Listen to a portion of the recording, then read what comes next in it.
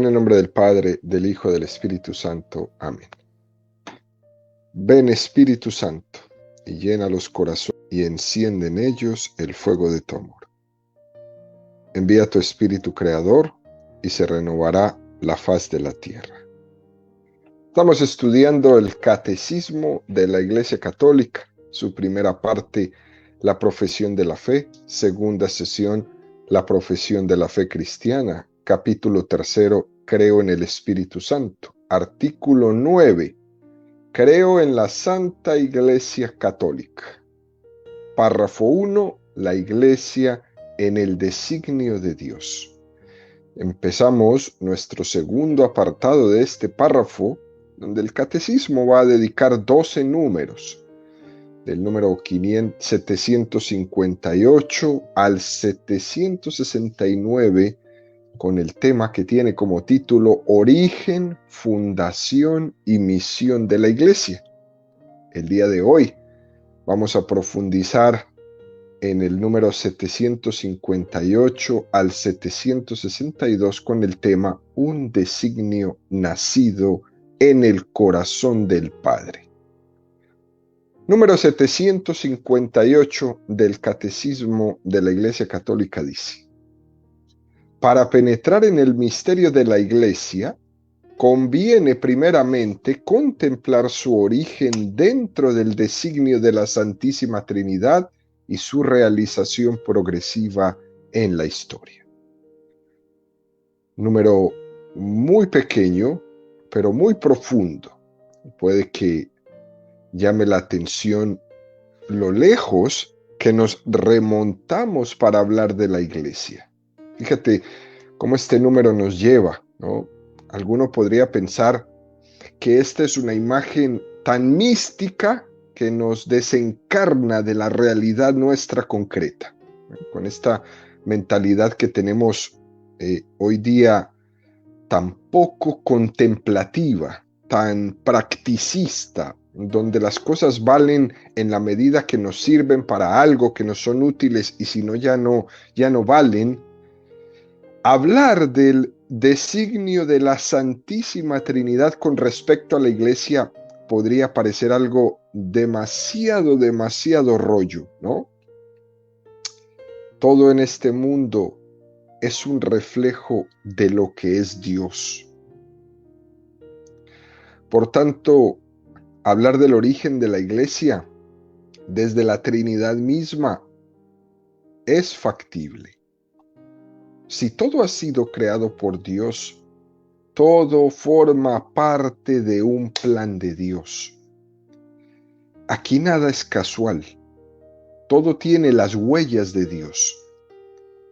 Al final, todo es reflejo de la Santísima Trinidad.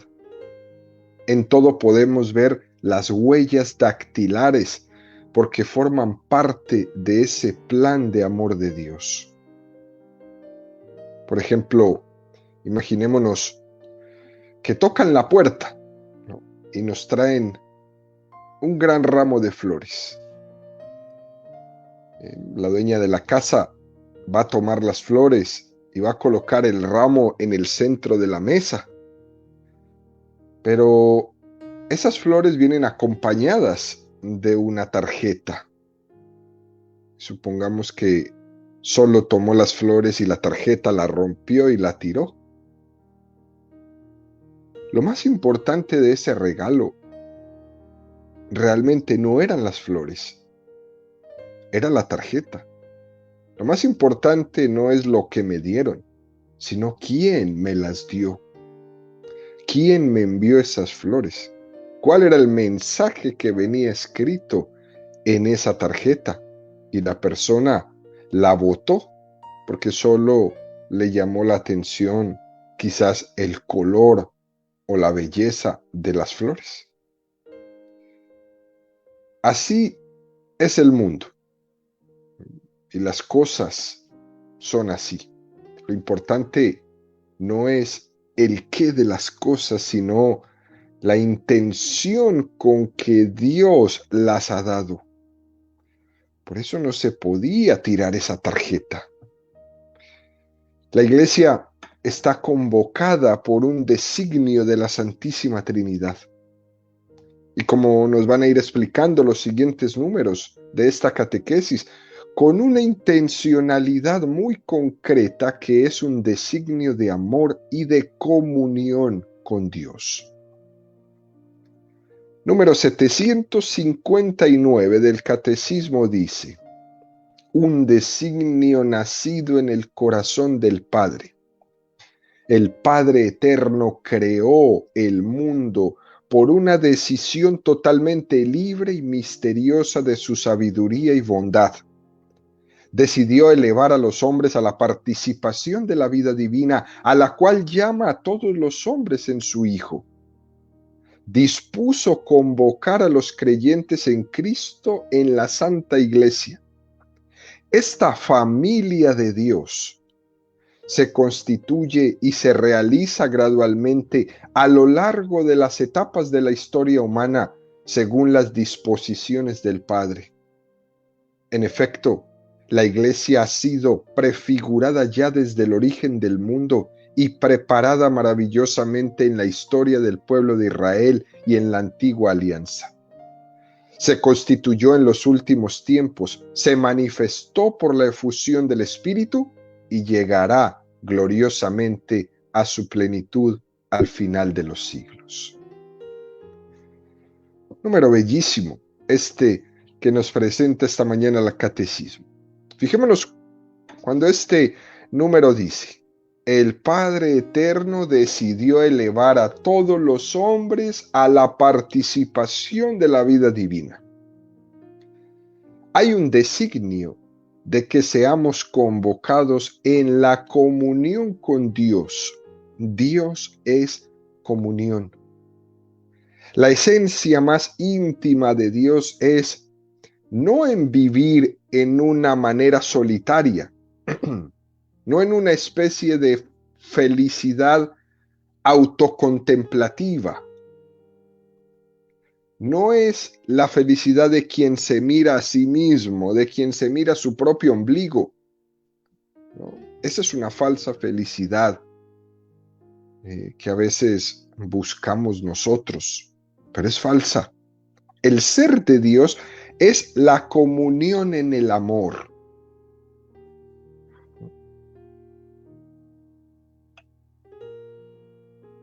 Eso es lo más importante. Eso que es Dios, eso que es su ser, Él ha querido expresarlo. Y lo ha querido expresar en el deseo de convocarnos en una comunión con Él. Y esa comunión con Él es la Iglesia. Por eso es que es tan importante entender estos números del Catecismo sobre el ser de la Iglesia. La Iglesia es un designio del corazón del Padre porque existe para convocarnos en comunión con Él. Dios es comunión y cuando hace las cosas, la hace a su imagen. Ese es su estilo. En la historia de la salvación, queridos amigos, hay un drama. El drama es el pecado. El pecado tiende a disgregar, pero la gracia tiende a convocar. Acordémonos de la Torre de Babel, ese ejemplo, ese texto bíblico que tenemos donde se nos habla de la Torre de Babel, cómo el pecado los dispersó en lenguas distintas, cada uno a lo suyo. Todo era contraponer diferencias unos con otros, cada uno marchó por su sitio. Es lo que nos pasa hoy. Vivimos en una Torre de Babel. Esta imagen de la Torre de Babel es la imagen del pecado que disgrega, que separa, que desune. Sin embargo, la gracia de Dios congrega. Pentecostés es todo lo contrario de la Torre de Babel. Pentecostés congrega, y nos une en el mismo espíritu. En este número del catecismo se explica que ha habido una serie de etapas. Dios nos ha llevado poco a poco con esa pedagogía divina de adaptarse a nosotros en esa necesidad de crecimiento gradual que tenemos los seres humanos. Fijémonos cómo lo dice el catecismo. La iglesia ha sido prefigurada ya desde el origen del mundo y preparada maravillosamente en la historia del pueblo de Israel y en la antigua alianza. Se constituyó en los últimos tiempos, se manifestó por la efusión del Espíritu Santo y llegará gloriosamente a su plenitud al final de los siglos. Fijémonos cómo el catecismo nos presenta 4 fases. La primera, prefigurada en el Antiguo Testamento. 4 fases muy interesantes y muy concretas del ser de la iglesia. La iglesia ha sido prefigurada en el Antiguo Testamento. Segunda, la iglesia ha sido constituida en Cristo. Tercera etapa, la iglesia ha sido manifestada en el Espíritu Santo a partir de Pentecostés. Y cuarta etapa, la iglesia llegará a su plenitud al final de los tiempos. 4 etapas. Es todo un designio, es todo un plan de Dios que lleva a cabo esa vocación de ser llevados a la intimidad con Dios. Y esa que nos lleva de la mano a la intimidad con Dios es la iglesia en todas sus etapas de existencia. Prefigurada en el Antiguo Testamento, constituida en Cristo, manifestada en el Espíritu Santo y cuando llegue a la plenitud al final de los tiempos. Continúa el catecismo, número 760 y dice: el mundo fue creado en orden a la iglesia. Decían los cristianos de los primeros tiempos. Dios creó el mundo en orden a la comunión en su vida divina, comunión que se realiza mediante la convocación de los hombres en Cristo. Y esta convocación es la iglesia. La iglesia es la finalidad de todas las cosas, e incluso las vicisitudes dolorosas, como la caída de los ángeles y el pecado del hombre, no fueron permitidas por Dios más que como ocasión y medio de desplegar toda la fuerza de su brazo, toda la medida del amor que quería dar al mundo. Nos llama mucho la atención los términos que se recogen en este número 760 del Catecismo, queridos amigos. Es una doctrina muy hermosa que pertenece a los santos padres de la iglesia. Cuando nos dicen, el mundo fue creado en orden a la iglesia. La iglesia es la finalidad de todas las cosas. Eso lo decía San Epifanio. Y esto podría parecer un poco contradictorio a lo que hemos dicho en otras ocasiones de que la iglesia es más bien un medio que un fin. Es como un Juan Bautista que señala a Jesucristo y luego desaparece.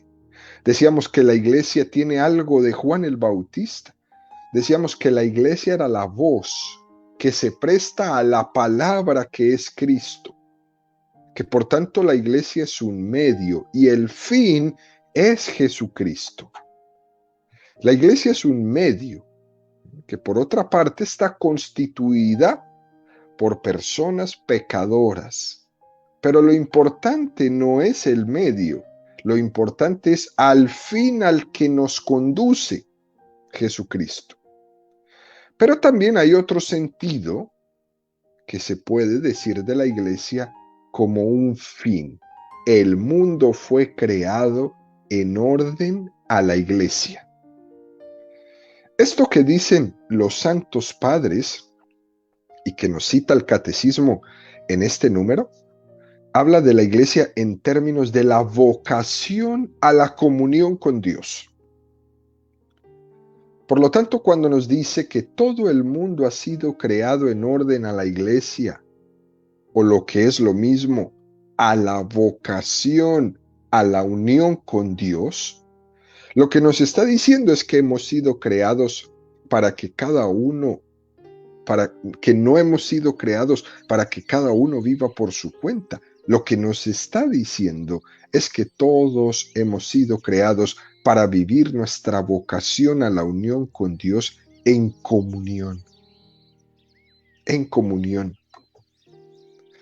Y termina este número 760 proponiéndonos una cita de San Clemente de Alejandría. Dice: así como la voluntad de Dios es un acto y se llama mundo, así su intención es la salvación de los hombres y se llama iglesia.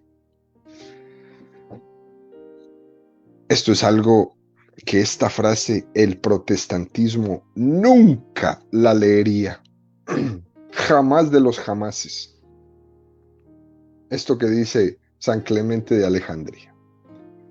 Así como la voluntad de Dios es un acto y se llama mundo, así su intención es la salvación de los hombres y se llama iglesia. Es un poco el ejemplo que hemos puesto del ramo de flores y la tarjeta. El ramo de flores sería el mundo y la tarjeta que está dentro del ramo es la iglesia. El mundo es lo que Dios te ha dado y la iglesia es la intención con que Dios te ha dado eso. Es la intención de comunión con Dios. Eso es lo que Dios quiere. Dios creó todo con una intención. ¿Sí? Que vivamos en comunión con Él. Y la única manera de vivir en comunión con Él para nosotros los católicos es en la iglesia. Dios te ha dado el mundo por amor y para el amor, para la comunión con Él y para la comunión con tus hermanos. Continúa el catecismo número 761 y profundiza diciendo: la reunión del pueblo de Dios comienza en el instante en que el pecado destruye la comunión de los hombres con Dios y la de los hombres entre sí. La reunión de la iglesia es, por así decirlo, la reacción de Dios al caos provocado por el pecado. Esta reunificación se realiza secretamente en el seno de todos los pueblos, en cualquier nación. El que le teme a Dios y practica la justicia le es grato. Es un número muy precioso que nos está describiendo la capacidad que tiene el pecado de disgregar, de dividir. El pecado es una ruptura con Dios, pero también el pecado es una ruptura con los demás y también el pecado es una ruptura conmigo mismo. Son 3 daños los que comete el pecado. Rompo con Dios, rompo con los demás y rompo conmigo mismo. Cuando miramos el libro del Génesis y viendo esas imágenes simbólicas, pero que son muy profundas, donde se describen las consecuencias del pecado original, nos dice que rompe la comunión con Dios. Adán y Eva, antes del pecado original, estaban con Dios en plena amistad. Hablaban con Él cara a cara. Y ahora de repente escuchan a Dios que se acerca por el jardín del Edén y se esconden. Tienen miedo. Han perdido esa amistad. Han perdido esa comunión con Dios. Pero también el pecado rompe con los demás. Adán y Eva antes, ambos vivían en armonía. A partir del pecado comienzan las discusiones entre ellos, echándose la culpa mutuamente. Fue ella la que me dio de comer. Eva dice, fue la serpiente la que me tentó. Y todo esto se convierte en un lío de echarse agua sucia. Todo lo que es falta de paz y ruptura entre nosotros, culpar a los demás, hablar mal de los demás, difamar a los demás, echar culpas. Nadie se reconoce culpable de nada, sino siempre el otro. Es una ruptura tremenda ocasionada por el pecado. Y también hay una ruptura en comunión con nosotros mismos. Fruto del pecado original, Adán y Eva pierden esa paz, ese equilibrio interior y se turban y se sienten desnudos. Y necesitan vestirse porque han perdido esa paz que tenían consigo mismo.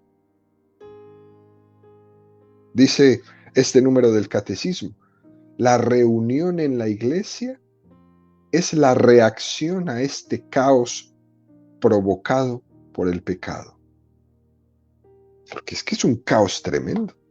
Rompemos con Dios, rompemos con los demás y rompemos con nosotros mismos. Es decir, se rompió todo. Y Dios vuelve y nos reúne en la iglesia. Nos convoca a la iglesia para que tengamos la comunión mutua nuevamente con Él, entre nosotros mismos y conmigo mismo. Es una sanación completa. Esto es lo que nos ofrece Dios en la Iglesia Católica. La comunión con Él, la paz con nuestros hermanos y la paz conmigo mismo. Y eso solamente lo vamos a lograr en la iglesia, a través de los sacramentos. La iglesia va a ser el antídoto de la ruptura interior que ha provocado en nosotros el pecado.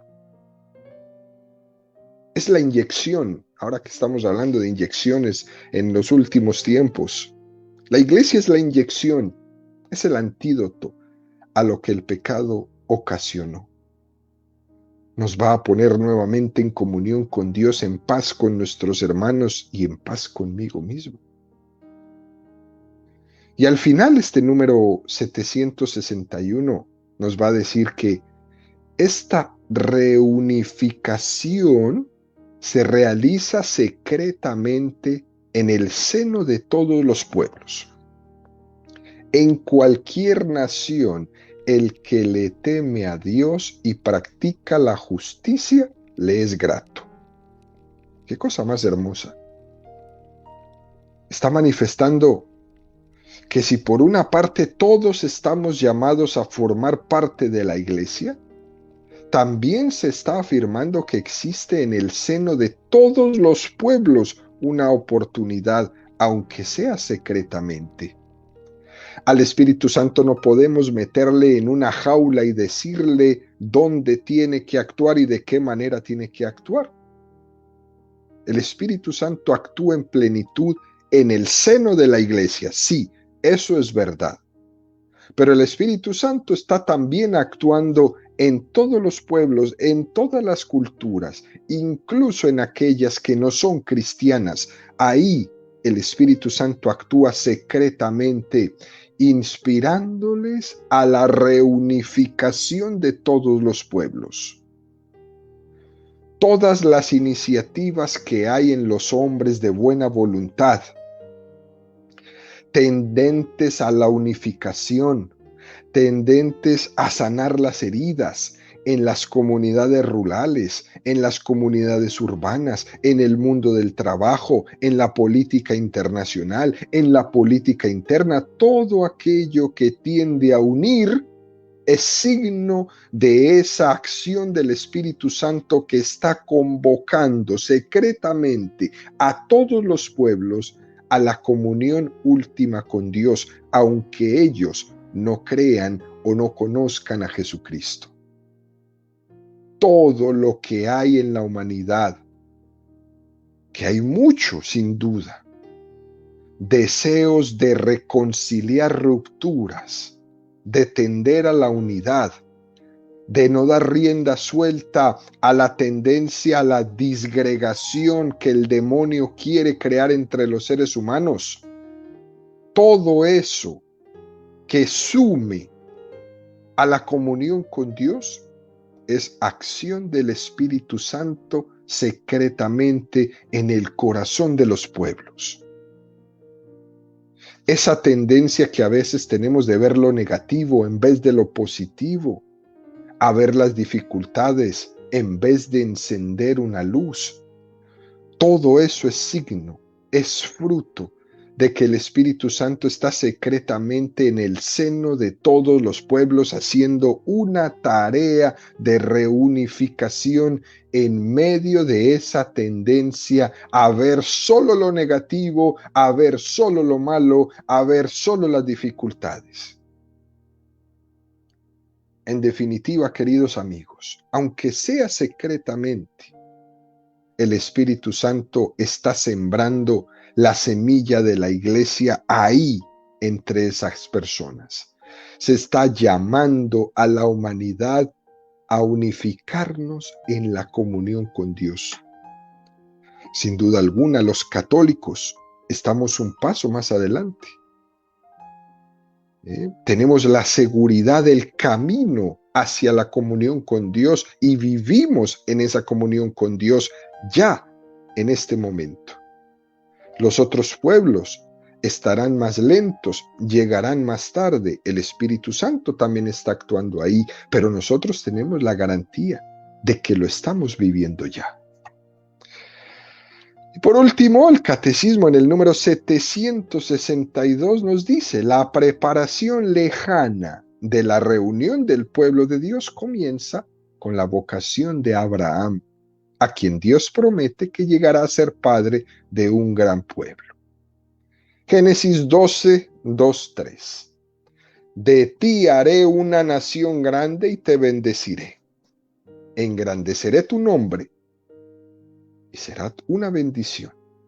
Bendeciré a quienes te bendigan y maldeciré a quienes te maldigan.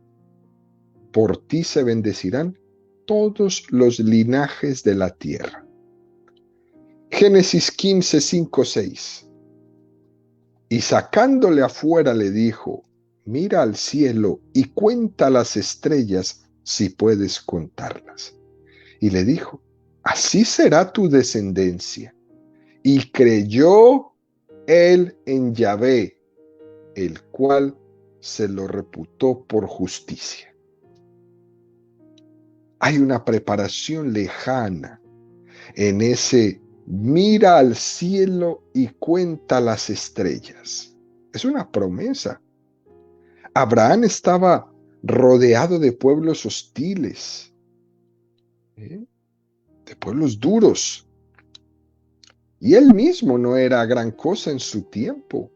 Él experimentaba su propia impotencia para esa vocación a la cual Dios le llamaba.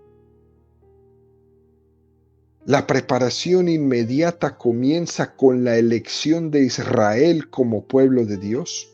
Éxodo 19, 5, 6. Ahora pues, si de veras escucháis mi voz y guardáis mi alianza, vosotros seréis mi propiedad personal entre todos los pueblos, porque mía es toda la tierra. Seréis para mí un reino de sacerdotes y una nación santa. Estas son las palabras que has de decir a los hijos de Israel. O Deuteronomio 7:6.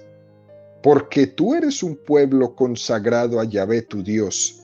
Él te ha elegido a ti para que seas el pueblo de su propiedad personal entre todos los pueblos que hay sobre el haz de la tierra. Primero hubo una preparación remota cuando Yahvé habló con Abraham y le mostró las estrellas. Ahora hay una preparación inmediata cuando Dios hace un pueblo. Dios quiere hacer a Israel su pueblo personal. En el monte Sinaí se hace una especie de trato. Yo seré tu Dios y tú serás mi pueblo. Dios está educando a Israel como cuando tenemos que educar o domesticar un caballo brioso para que sepa, para que aprenda a vivir, a convivir, a no dar patadas a todo el que se le acerque. Israel, como todos los pueblos, tenía algo de animal salvaje, de no saber ser pueblo de comunión, de vivir peleando con uno y con otro. Y en el Sinaí le elige para ser un pueblo de comunión. Le va a costar a Yahvé muchísimo, porque Yahvé tiene que adaptarse al ritmo de ese pueblo mientras lo va domando, con esa dureza de la cabeza, dura cerviz que tenemos todos los seres humanos, y Yahvé se va adaptando en su pedagogía a esta cabeza tan dura que tenemos.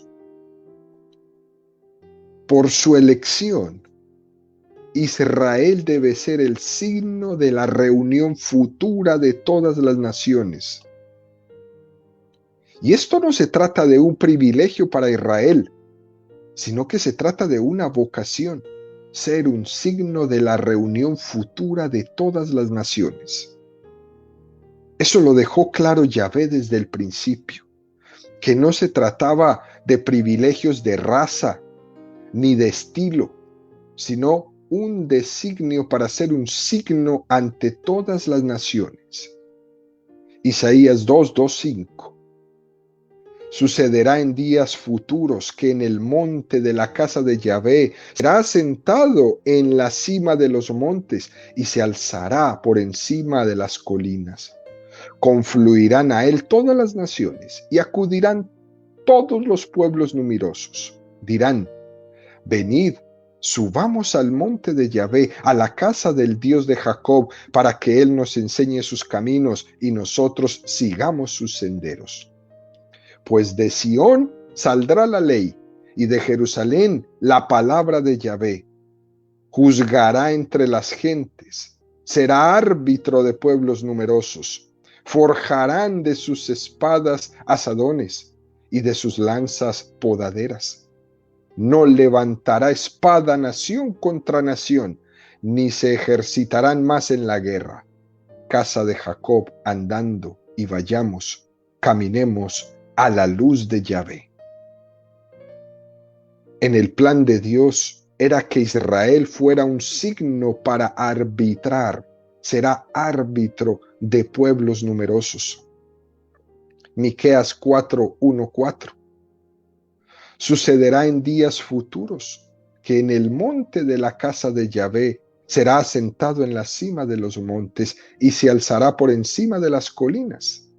Y afluirán a él los pueblos, acudirán naciones numerosas y dirán: venid, subamos al monte de Yahvé, a la casa de Jacob, para que desde ahí nos enseñe sus caminos y nosotros sigamos sus senderos. No blindará más la espada nación contra nación, ni se adiestrarán más para la guerra. Se sentará cada cual bajo su parra y bajo su higuera, sin que nadie le inquiete. La boca de Yahvé Tseboat ha hablado. Es una profecía muy parecida a la de Isaías, donde se describe a Israel como un lugar de confluencia de todas las naciones. Pero ya los profetas acusan a Israel de haber roto la alianza y de haberse comportado como una prostituta. Isaías 1:2-4. Oíd cielos, escucha tierra, que habla Yahvé. Hijos crié y saqué adelante, y ellos se rebelaron contra mí. Conoce el buey a su dueño, y el asno el pesebre de su amo. Israel no conoce, mi pueblo no discierne. Hay gente pecadora, pueblo tarado de culpa, semilla de malvados, hijos de perdición. Han dejado a Yahvé, han despreciado al Santo de Israel, se han vuelto de espaldas. El profeta Oseas describe en términos de prostitución el hecho de que Israel rompa esa alianza. Como una esposa traiciona a su esposo, así Israel ha traicionado a Yahvé. Pero los profetas reprenden y anuncian pues una alianza nueva y eterna. Y va a ser Jesús el que instituye esta alianza. Cristo instituyó esa alianza nueva y eterna. Cristo instituye la iglesia. Jeremías 31:34. He aquí que días vienen, oráculo de Yahvé, en que yo pactaré con la casa de Israel y con la casa de Judá una nueva alianza. No como la alianza que pacté con sus padres cuando les tomé de la mano para sacarles de Egipto, que ellos rompieron mi alianza y yo hice estragos en ellos, oráculo de Yahvé. Sino que esta será la alianza que yo pacte con la casa de Israel después de aquellos días, oráculo de Yahvé. Pondré mi ley en su interior y en sus corazones la escribiré, y seré su Dios y ellos serán mi pueblo. Ya no tendrán que adoctrinar más el uno a su prójimo y el otro a su hermano, diciendo, conoced a Yahvé, pues todos ellos me conocerán, del más chico al más grande, oráculo de Yahvé, cuando perdone su culpa y de su pecado no vuelva a acordarme. Esta es la promesa que Dios va a hacer, alianza eterna, y la va a hacer en Jesucristo. Jesucristo va a ser el gran convocador de esa comunión de toda la humanidad con Dios. Y Dios va a perdonar su culpa y no volverá a acordarse de su pecado. Él va a ser el lazo de unión que va a sanar tantas heridas y a componer tantas rupturas y a olvidar todo el pecado. Por lo tanto, queridos amigos, lo que tenemos que hacer es poner nuestros ojos en el Señor Jesucristo, que es el gran convocador. Ese que dijo, venid a mí los que estáis cansados y agobiados. Jesús está convocando.